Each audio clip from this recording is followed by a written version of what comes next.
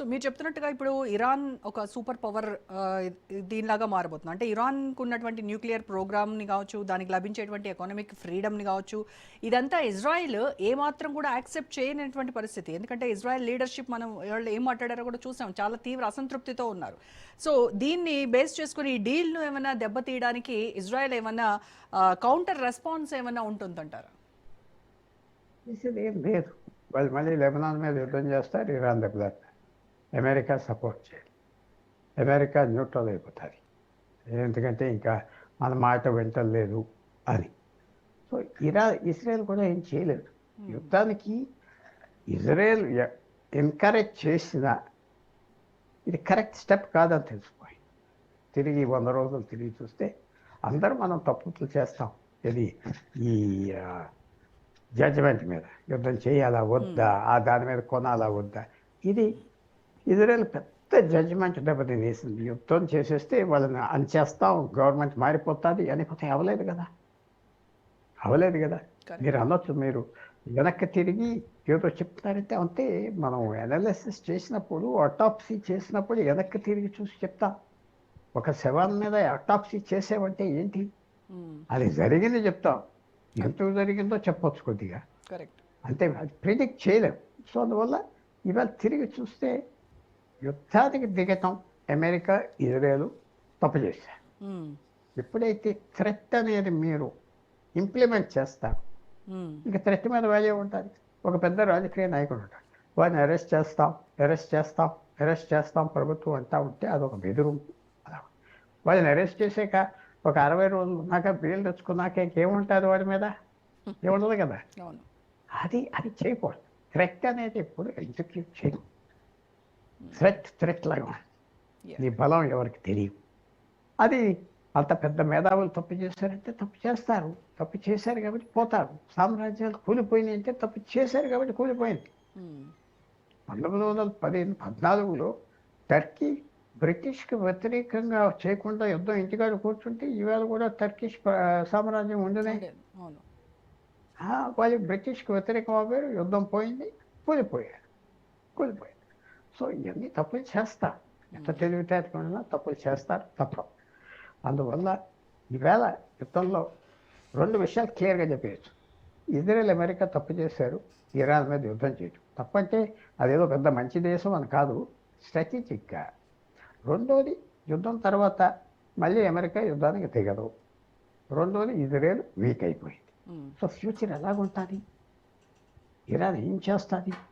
ఇవాళ ఏమి world power అవ్వలేదు, వాళ్ళు ఇంకా అడుక్కుని తినే దేశం. అదే పెద్ద ఏమి మారలేదు. 4-5 కోట్ల జనాభా ఎంజాయ్ చేస్తున్నారు. 5 కోట్ల జనాభా సెకండ్ క్లాస్ సిటిజన్స్గా బ్రతుకుతున్నారు. అక్కడ విపరీతమైన ఆయిల్ డబ్బు వస్తుంది, తినేస్తున్నారు, ఖర్చు పెట్టేస్తున్నారు. డెవలప్మెంట్ లేదు, ఏం లేదు. అది వాళ్ళేదో ఏరియాలో పవర్గా అవుతారు, ఏరియా. కానీ తెలివితేటలుగా ఉన్నారు కాబట్టి వాళ్ళు ఏం చేస్తారు చూడాలి. ఇప్పుడు ఫ్రీజ్ అయినటువంటి ఇరాన్ ఆస్తుల విషయంలో కావచ్చు, తర్వాత శాంక్షన్స్ రిమూవల్ ప్రాసెస్ పైన కూడా ఇంకా క్లారిటీ రాలేదు. అమెరికానేమో ఫేజ్ బై ఫేజ్ రిమూవల్ అని అంటోంది, లేదు ఇమ్మీడియట్గా కంప్లీట్ రిలీఫ్ కావాలి అని ఇరాన్ అంటా ఉంది. దీంట్లో ఈ 60 days ఈ టాక్స్లో ఏమైనా ఫైనల్ డీల్ కుదురుతుందంటారా? కుదురుతుంది. ప్రస్తుతం ఎప్పుడైతే నువ్వు ఆయిల్ ఎక్స్పోర్ట్ చేస్తున్నారో ఇరాన్తో, ఇంక వాళ్ళకి సగం ఫ్రీడమ్ వచ్చేసి $40 బ్యారెల్ అమ్మటం, రోజుకి 3 మిలియన్ బ్యారెల్స్.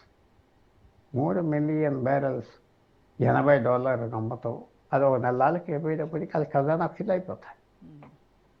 వాళ్ళకి బయట ఉన్న ఫండ్స్ ఎంత ఉంటాయి, $20 బిలియన్, 30. అది 3 నెలల్లో ఆ డబ్బు వచ్చేస్తాయి ఆయిల్ మీద. సో ఇరాన్ చాలా హ్యాపీ పొజిషన్లో ఉంటాయి. ఆయిల్ అమ్ముకోవచ్చు అని అమెరికా అన్నారు కాబట్టి ఫినిష్డ్. ఇంకా ప్రపంచ మార్కెట్లో ఎవరైనా కొనుక్కోవచ్చు, భారతదేశం కూడా కొనుక్కోవచ్చు. సో అది పెద్ద డెవలప్మెంట్. ఇరాన్కి అన్నీ కలిసి వచ్చింది అని చెప్పాలి. కానీ వాళ్ళు మాకు అది కావాలి, ఇది కావాలి, ఎందుకు అడుగుతున్నారంటే వాళ్ళు ఇంకా టర్మ్స్ సంపాదించుకుంటారు. వీక్నెస్ పట్టారు. ట్రంప్ ఏదో రకంగా శాంతి కావాలి, నా పుట్టినరోజు, అది ఇది అనే అబద్ధాలు. శాంతి ఎందుకు కావాలంటే పెట్రోల్ ధరలు అమెరికాలో పెరిగిపోయి ఆర్థిక వ్యవస్థ దెబ్బతింటుంది, ప్రపంచం అంతా తింటే నా భయంతో. ఇది ఇరాన్ ప్రస్తుతం అడ్వాంటేజ్లో ఉన్నారు. ఫ్యూచర్ ఎలా ఉంటుంది అది ఎవరో మనం చెప్పలేదు. సార్ ఈ డీల్లో మోస్ట్ క్రూషియల్ పాయింట్ అనేది హార్మోజ్ జలసంధిని తెరవడం అనేది. కానీ బట్ స్టిల్ ఇవాల్టి కూడా దీన్ని బ్లాక్ చేసేటువంటి క్యాపబిలిటీ ఇరాన్కే ఉంది అని కొంతమంది అనలిస్టులు చెప్తా ఉన్నారు. కదా అమెరికా కూడా బ్లాకేజ్ చేసింది కదా, ఏ వాళ్ళ బయటికి రావట్లేదు కదా, వాళ్ళు అనుకున్న వాళ్ళే బయటికి రాదేస్తున్నారు. అందువల్ల అమెరికా కూడా అర్థం చేసుకున్నది ఏంటంటే బ్లాకేజ్ చేయొచ్చు, ఇరాన్కే కాదు, పవర్ మాకు పవర్ ఉండాలి అది చూపెట్టారు. దీని ఇంపాక్ట్ ఏమిటంటే ఇక వచ్చే 2-3 నెలల్లో వేరే పైప్ లైన్స్, వేరే హార్బర్స్ అన్నీ అరేంజ్ చేసుకుంటారు ప్రపంచం. సౌదీ అరేబియాలోనే పైప్ లైన్ వేరే అరేంజ్ చేస్తారు, ఒమాన్లో చేస్తారు. బ్లాక్ చేస్తే బలం ఎవరైనా బాంబులు వేస్తే ఉన్నది అక్కడ హార్మోజ్కి. ఆ చేసిన వాల్యూ లేకుండా చేస్తారు. ఇప్పుడు హార్మోజ్ జలసంధికి 1 year టైం ఉంటే ఆ వాల్యూ ఉండదు, ఆ వాల్యూ ఉండదు, అది తీసేస్తారు. ఆ వాల్యూ ఇతర రూట్స్ పెడతారు, చేస్తారు. ముఖ్యంగా ఏమిటంటే దీంట్లో వచ్చే బయటికి Qatar, Kuwait, UAE, Oman, Saudi Arabia, Iraq సరే వేరే పరిస్థితిలో ఉన్న షియాస్ డామినేట్ చేస్తారు. ఈ 5 దేశాల్లో భూములు ఉన్న ఆయిల్ బయటికి తీసి అమ్మేస్తే బెటర్ కదా అని వచ్చేసి,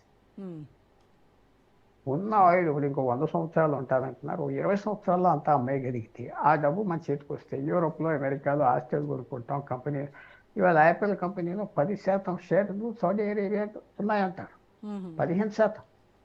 హాలీవుడ్లో వాళ్ళే ఎక్కువ షేర్స్ ఉన్నాయి, పెద్ద పెద్ద కంపెనీలు వాళ్ళే షేర్స్ ఉన్నాయి, కొనిచ్చారు ఈ డబ్బు తవ్వేసి అక్కడి నుంచి. సో ఆ వ్యూలో ఉన్నారు, ఎక్కువ ఆయిల్ ప్రొడ్యూస్ చేసేద్దాం, ఆయిల్ బయటికి తీసేస్తే ఇంకెవరు రాదు కదా అక్కడికి, రాదు కదా, పేదవాడి ఇంటి మీద ఎవరు దాడి చేయదు కదా, అదే. అందువల్ల చాలా మార్పులు వస్తాయి, మనం చూడాలి. భారతదేశానికి ఓ రకంగా మంచి జరిగింది, ఓ రకంగా కొత్త ఛాలెంజెస్ వస్తాయి, కొత్త ఛాలెంజెస్.